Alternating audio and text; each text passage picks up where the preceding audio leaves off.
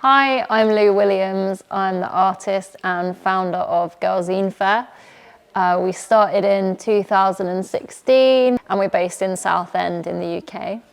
Grrrl Zine Fair is obviously a nod to the riot girl movement in the 90s mostly, and then that movement itself comes from this long history of political pamphlet making, of punk zines. You can see the community evidence through the zines.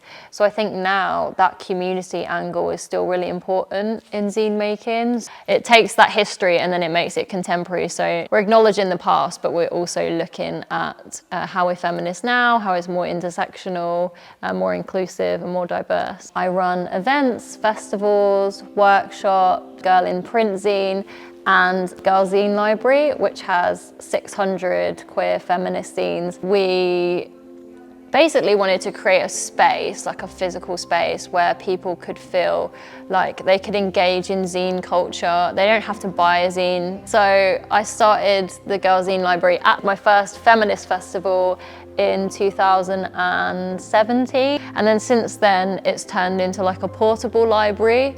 So you kind of can collapse it and pop it up and then I can ship them around. So when I started doing these portable libraries, more and more people wanted their zines to be seen in these spaces. So people kept sending me zines, essentially. And then next year, we're gonna launch an online archive. People will be able to go online and see all the zines that we have. And then I also do risograph zine workshops at the studio. We lead a variety of different workshops. Part of kind of running this workshop, I talk about the riot girl movement. We're coming back to a moment of kind of unity, doing that by this kind of underground communication, self-publishing, rather than waiting for someone to speak for us, because mainstream media does not speak for the majority of feminists or queer people. Going back to like a physical thing like this, it's even better, because I'm gonna lose all the posts that I saved on Instagram or TikTok, but I'm never gonna lose this inside my room. Girl in Print Zine, this is the first ever issue. This was risograph printed actually. So I started this zine because there were lots of unpublished voices. It was hard to just kind of approach a mainstream press, people who wanted to share their artworks and also have these feminist conversations.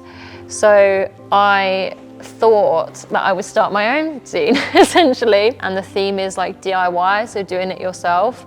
And I was hoping to capture the DIY community. So the zine is essentially a print version of the events. So that's why I've called it Girl in Print, because it's like a print documentation. We're like writing ourselves into history. One of the reasons why I'm still making zines and other people still want to make zines is because when you pick up a publication, you have this like immediate, really personal experience, and I can convey a lot of things like physically in this space that I maybe couldn't online.